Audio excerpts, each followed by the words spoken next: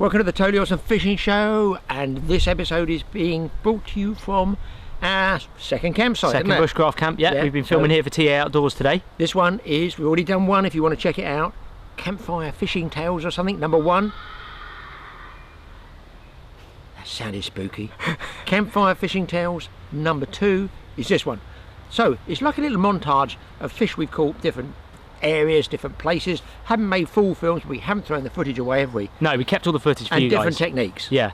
So something I've got into quite recently is free lining. I've not done it much in the past, but I've done it over the winter using prawn for perch. Just a bit of free lining, and we do it in carp as well in the summer, just a bit of bread really, isn't it? And it's a very effective method. I know you do it on the rivers quite a bit. Yeah, well I mean look, when you're fishing, the least amount of resistance you can get in the water very often is the best way.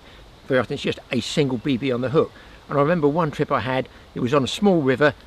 Well, it was just a free fishing, it wasn't even a day ticket stretch, probably hammered to oblivion, so you couldn't use heavy tactics, you couldn't be overly tackle tarty, it had to be free lining. For me, when I'm free lining, I like to have a quiver tip rod, you know, the little indicator, so you've got the visual aspect of it, but I put the line across my finger, just across here, and you can feel taps and tugs and nibbles that you might not actually see. So it's double whammy free lining.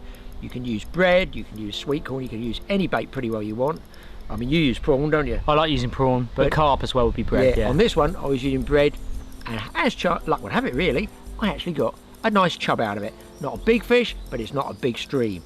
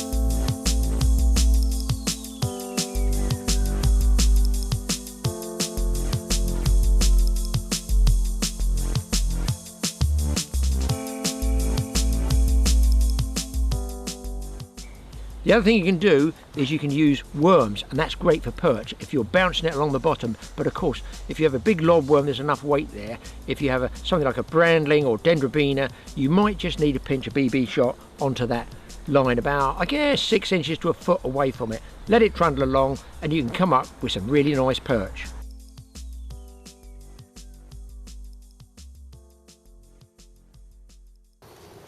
Well, it's pretty windy, but I'm getting the small perch here.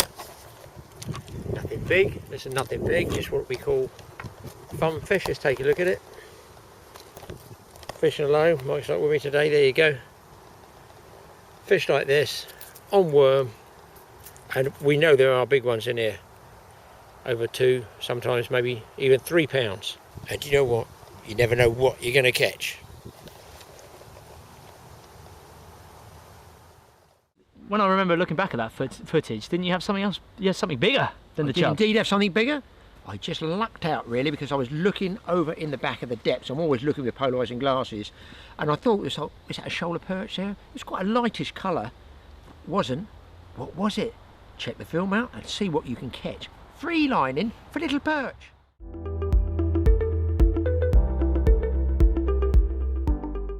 Well, this pike was so bizarre. It was such a light colour. Anyway, I couldn't show you the action on it, guys, because obviously it's pretty manic. Nearly got a bootful there. Look at those shoes. That's what you call a pair of fishing shoes. 1 inch from the water. It was such a manic fight up and down the river with this, bearing in mind I'm only on an Avon quiver tip rod.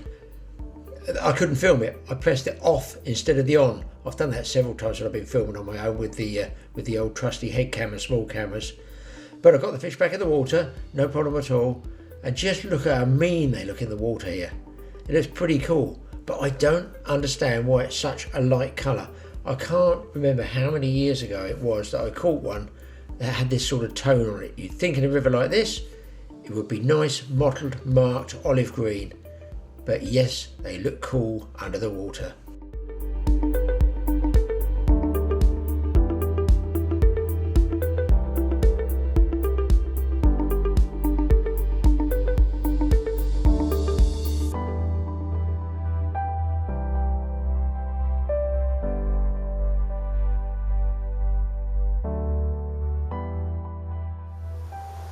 Well, people, I can't get over the size of this pike. I thought it was about 15 pounds. I reckon it's about 14 pounds. And I've got it just laying down there. It's like an albino. It's like an albino pike. It's really weird.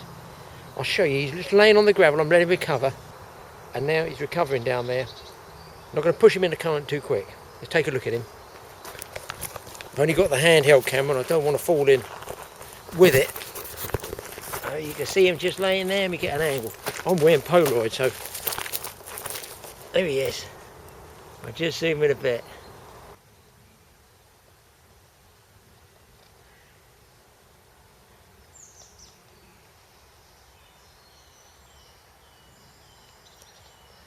And just across the back there, just over there is where I hooked him, trying for the perch. He must have been laying there. I just did see a shape there. I wasn't sure what it was, to be honest. Thought it might actually be a shoulder fish, but no, not a shoulder fish. One fish. I had my Polaroids. It was really dark. I thought, how stupid are you, Graham, wearing polarizing glasses in this sort of overcast day? But if I hadn't seen that shape, I would never have known. Always wear your polarizing glasses. You don't know what you're going to see when you're fishing. That was a pretty good pike, I have to admit, and I think you lucked out really on actually landing that fish. I was, even getting it in the first place, yeah. Now I know you don't carry the big camera with you all the time because it is quite heavy. I'm always seeing Dad with a small camera in his pocket. Any family trip, anywhere we go, Dad's got a small camera in his pocket. Why is that? Why do you always carry it? It's the journalist. After writing for like 50 years, you never know where you're going to see a shot. And I just, as a photographer, hate driving around a corner or walking somewhere and you go, oh my God, what a picture. I know everybody's got phones, it's not quite the same though, you know. So I always take a little camera with me, and I did on one trip. I was working on a story and an article for a magazine. It was down in Looe in Cornwall, and I used to catch loads of sharks down in there, and I couldn't believe there's a whole fish market built where we used to, you know, weigh up sharks and ling and big conger and stuff like that. I think the tackle shop was there. Anyway, I was talking to some guys outside, commercial fishermen, and they said, come inside and see how it's processing. Man, I've never seen a processing plant work like this. I've never seen anything like this before. Look at this conveyor belt. It's firing these flatfish down. But, I mean, what I find curious is there's some sort of scanning device. As he's sorting them, as fast as he's throwing them onto this conveyor belt, they absolutely fly down the conveyor belt, and something like a laser, I think he told me. Now, that fish just out of interest is called a John Dory. Doesn't look pretty fish, but, you know, apparently they're good eating fish. But if you watch as these go down the belt, there's an arm, a plastic arm or scoop that comes out and flips them into the right grade or size of box that the other chap's loading up in there. So they go flying down, but look how fast they're going. And then these arms come out like a sort of baseball bat and whack them down these chutes into the boxes. Now, I've never seen, obviously there's loads of processing plants like this. It's good of the guys to tell me, you know, come in and have a film of it. It's certainly something different I've not seen. And then each one is shunting the right size fish, I guess grading them into these boxes. I mean, it really is a full-on processing plant, but I was just amazed at the speed that everything works at here. I don't know what one of these are. They look like plaice, flounder, something like that. A lot of fish caught by the trawlers down off the west coast there. And as I say, this was down in Looe. Watch those arms come out, and they actually do. How is it, a laser? And then is it the weight on the conveyor belt that, you know, makes that arm flip out and shoot them down the right size? That was a big one. Obviously the bigger fish are at the front. So it's something different for you there, guys. Just a little aside, always take the camera with you. Now, Mike loves catching perch. So what bait would you suggest would be, what's your favourite one for perch? I'd say probably prawn for me, because it gives off a really good smell, nice and easy to hook, and generally widely, you know, available. You can get it from almost any supermarket. And he's forgotten drop shotting. But what about Oh, bait wise, yeah. Sorry, Yeah. drop shot would be my favourite technique, but bait wise, prawn would be my favourite bait. You've got lobworm. You can't beat dendrobinas. Yeah. Red Live maggots. bait. Live bait's got to be the way nice live forward. minnow. Yeah. Everybody knows. Yeah, we know all that, mate. We know all that. We know all about catching perch. But what about catching a big perch on a snowman pop-up rig? Yeah, I remember that session. That was weird, wasn't it? That was probably the weird. I don't think I've ever caught a fish on a strange bait.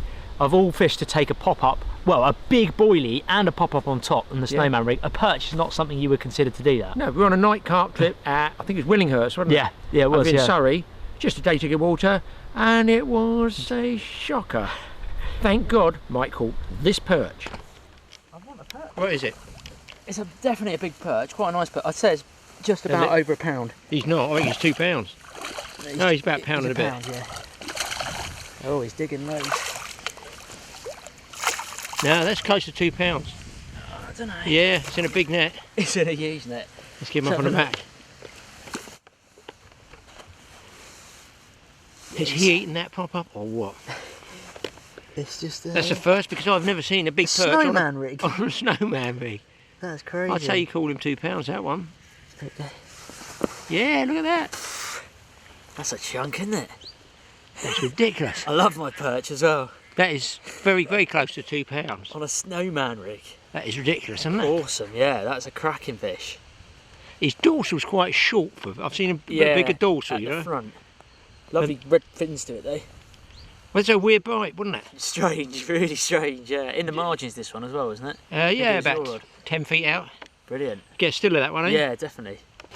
Oh, he's biting me now. Well, there we go. A fine perch. I love my perch. It's going to get wet now, but all for a good cause. What a beauty. That's a chunk of a perch, you know. Yeah, it is, isn't it? Off he goes. Look at that. Well, a pretty good perch there for Mike. That was, yeah. But we were there after carp. Listen, I don't really enjoy fishing all night and not getting anything. So I binned the boilies. Well, that's not difficult for me, is it? Packed up boilie fishing. I started wandering off to the lake right behind me, wound my gear in, and I took out a fly rod. Well, it is 5:30 in the morning after an extremely uneventful night, except for, we think, tiny little bites on the bobbins. There must be crayfish or something, because when you strike there's absolutely nothing there.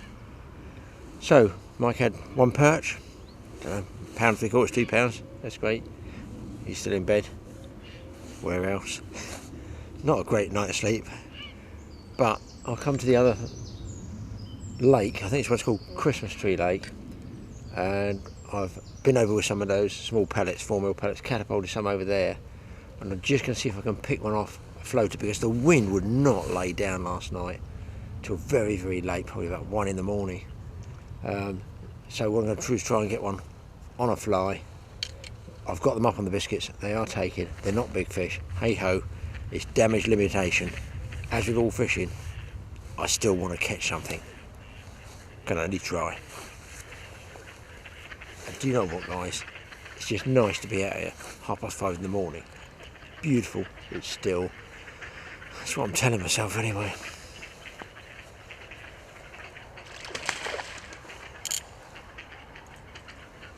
That's the fly I'm using. See that there, little hedgehog fly? I've got to get them into close, and I've got to see them close their mouth over the fly.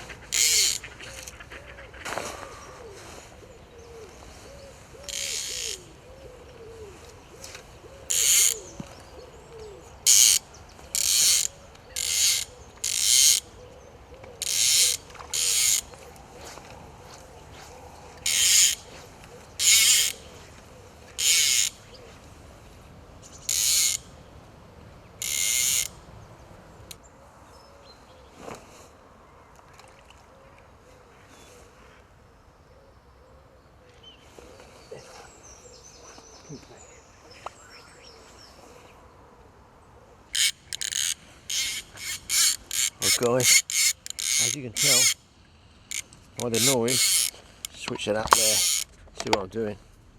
Fish on, off the top, on a fly.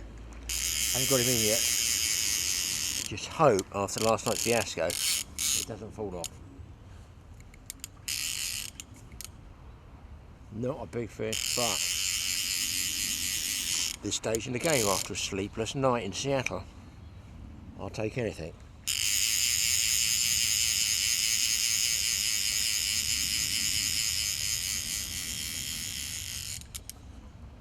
And there's another one rising there as well. Oh, coming towards me.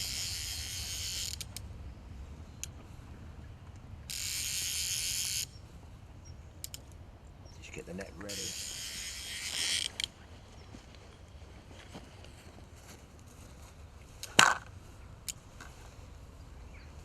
I'll wheel this round there for you people.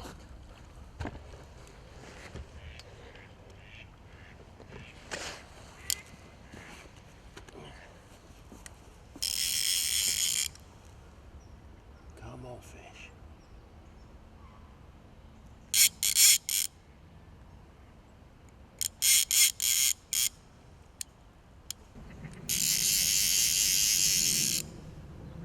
Doesn't feel a heavy fish. No, he's not bad. He's not a bad one. Common.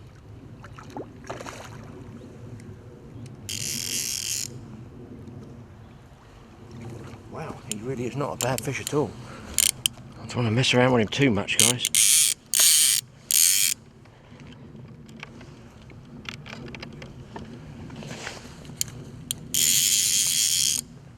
Come on, come on.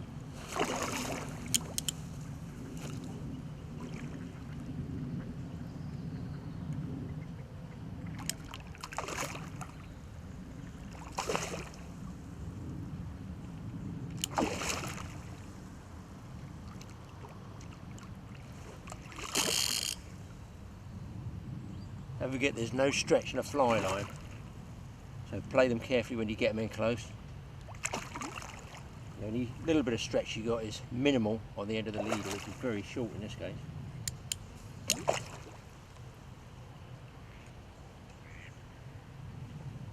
You just won't roll over. No, still not ready.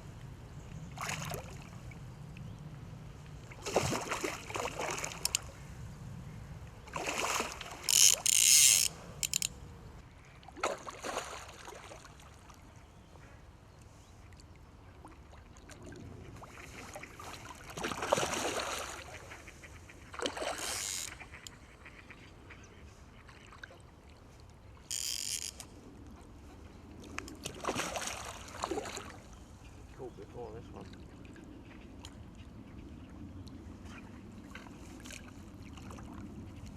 He's in. He's in. Oh, shit. Let's get it up on the map, people. It's in double O. 12 pounds, I would guess. Around 11, 12 pounds. What an epic fight he gave me. And what a good job. I took the trouble to get out of bed and try and get on that lake before the wind gets up. Happy in a common, he's going to go nuts. That's a nice fish. Happy with that. Double figure on a fly first thing in the morning. You can't beat it just by adapting. But there's still a chance of getting them on the bottom base as well.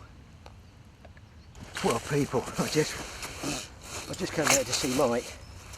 Threw a handful of biscuits in. And got this absolute lump on the fly. Let's calm down. Get that fly out. Wait a minute, buddy. I don't want to lose that fly. This is a nice fish. This is a good sized double. Look at this chappie. Careful now.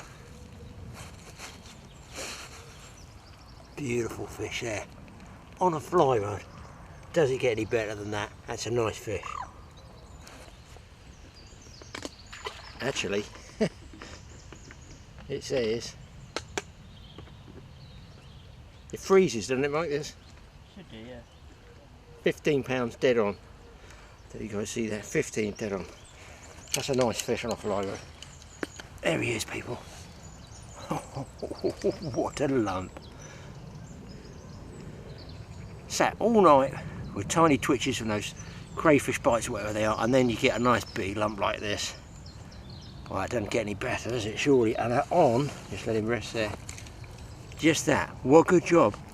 I packed that in as part of my carping kit. Well, I've tried everything I can now, and they seem to have gone off the fly a little bit there. But Mike's took leaf out, but he's moved as well. He's come to the lake just adjacent to it, because he walked over and I think he saw some bubbling there, but he has got one in the net, thank goodness. So what's the story? I chose to take a leaf out the old man's foot and move lake. I feel much more confident on this lake. This is a Christmas tree lake.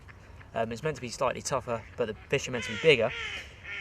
This is a smaller fish to what we've been having, but it's an absolute screaming take. And to be honest, I wasn't really casting that far. It was like caught on the snowman rig, just about 50 yards out, straight into the middle of the lake. Something you probably wouldn't normally do, but I quite like being different. And yes, I've got him in the net. We'll take a look at him now. Well, I'm starting to wonder now, with so many people turning up, that they're all casting out to the island as you do with carp fishing. Any feature you cast towards it. I reckon it's kind of pushing the fish actually towards the middle of the lake, and that's why I cast this one out straight into the middle of the lake. And it's a fairly even depth here. And then I can now safely say that there's one in the net. There we go. Well, the fish are feeding on the bottom now. We see more bubbles. Let's get this one back. Well, I'll tell you what, that was a tough session, but that perch and, well, the couple of carp you got on the fly rod, that really saved the session. Well, and you came over as well. Yeah, I got a carp as well, actually. Exactly, well, yeah, it absolutely saved the session. It makes you wonder why we stayed out there all night. I know, yeah. But listen, it's always nice to change and switch tactics, baits, presentations, everything. And I was going out in the boat, high sea drift, I thought, I'm going to go sea fishing, and I'm really going to cane the big tope on big tackle. But then I got sidetracked with light tackle, as you do.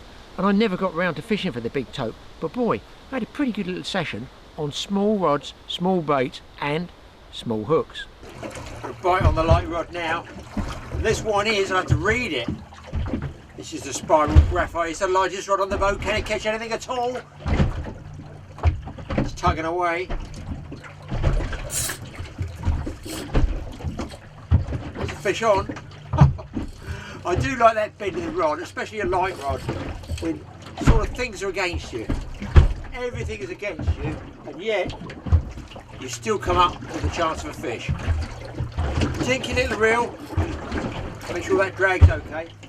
It's almost like going back to basic, play fishing almost. Barkeeper engineer, this is Solent Coast Guard. Your transmission's good and readable. Solent Coast Guard, I'm fighting a fish here, if you don't mind. Looks like a dogfish. No, it is actually a small bullhuss. Very light line. Oh, a tiny hook. And there it is. Look at the size of the fish in comparison with the hook. It is a tiny freshwater's about a size 10, maybe even a size 8 freshwater hook. And there's a nice little bullhuss there. Can't get bombed by the Spitfires now. You'd like to be in one. There we go. Let's get it unhooked and sent back. You cannot beat the sound of a Spitfire on a strafing run. Because he's got no bullets, I don't want to be strafed. There we go. Actually, don't get many bullets out there, let alone get them on light tackle like that. Let's get it back. Another bite on here, guys. This time multiplier. And a broken top section of a carp rod, together with a hyperlon, little mini foregrip, little screw winch fitting, and a bit of leftover hyperlon I had left. Some spare rings, about 5 different types of rings on there. And does the fish mind? Absolutely not. Heavens above, this is Solent Coast Guard. Try channel 80 over. Man, that woman's got a lot to say today. There they are. Here he comes, here's a dogfish. No, it's another bullhuss. See if I can break the rod.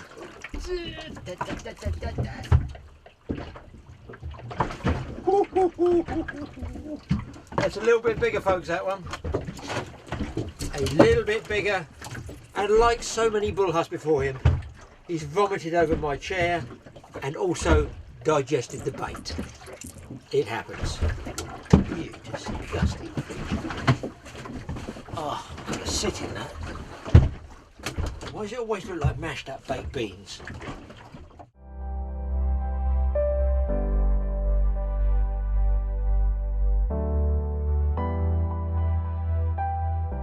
And of course, if you use small baited feathers on light tackle like this little telescopic rod, you even get to catch and enjoy the best of the small fish, even though they're only tiddlers. Is it a pouting or is it a bream? There you go. A nice black bream. And that's just on baited feathers. In fact, it looks to me like he's hooked in the ear. Am I bothered? Nah. A fish is a fish. Oh, I've lost it.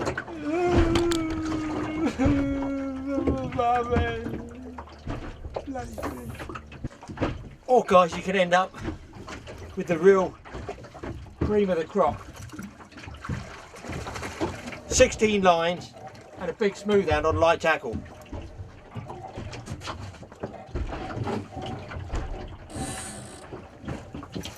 This is some mess. You want to see this? This one's worth filming. OMG. A big smooth hound and a mother of a mess there, guys. See if I can get this fish sorted out for you. I would think 2 or 3 months should be long enough. Well, finally I got it untangled, and that's what it is. The pinnacle of light tackle fishing is catching a smooth hound on that ultralight rod. I have some sort of mess to sort out, and I lost another one as well. Just goes to show you, don't be afraid to use light tackle, not light line, light rods. Get the great fun that you can off the British coast, and do you know what?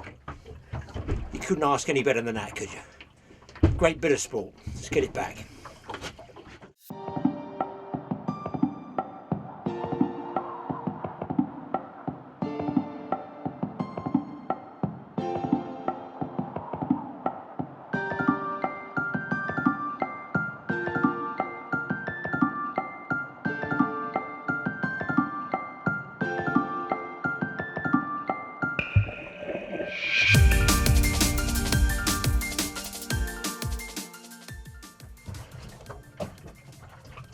It's a fish trip that led out. That's a fish trip that led out. Still there. Gonna wind down and hit him, guys. And with a light tackle, don't try and tear their head off, but you gotta set the hook, so you gotta wind the stretch out the line, and you gotta use that cushion in the rod here as well. I don't know what this one is. I'm not really tight to him yet. Oh, he's going across the other lines. Please, please don't go across the other lines.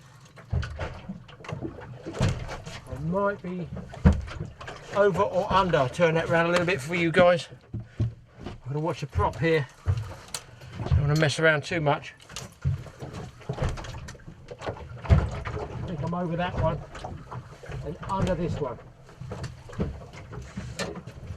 Let's take a gamble, swish this round for you. Watch him go the other way. Oh, I can see that happening a mile away. Oh. Over, under, round. Game on. Again. Feels like a nice fish. Oh dear, I have got the other line. And it is indeed, if you can see it down there, a smooth hound. Will I get lucky and ease it in before he goes nuts? And the answer to that is no. Oh, I've got him on the spare place now. He's going back. Oh, he's come off as well. About 8-9 pounds. Well, there you go. Just by keeping an eye on that rod, I just saw that sort of double bump where the fisher must have come up, and he's picked it up, and then he's bolted away with it, let him run, and just tighten up. But maybe I didn't tighten up hard enough. As I said earlier on, that hook was hanging there, wasn't buried. Still great sport though. That's all I wanted out of them anyway, because they're all going to get released.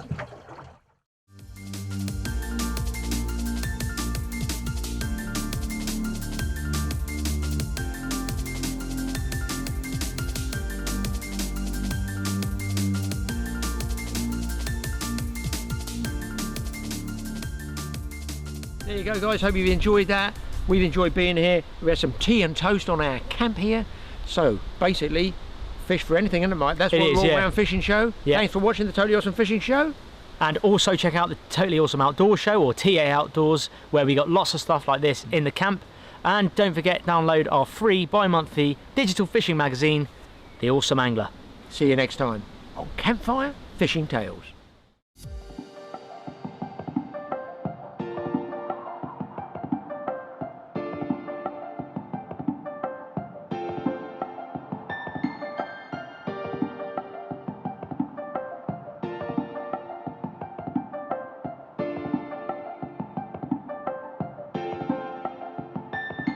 Shh.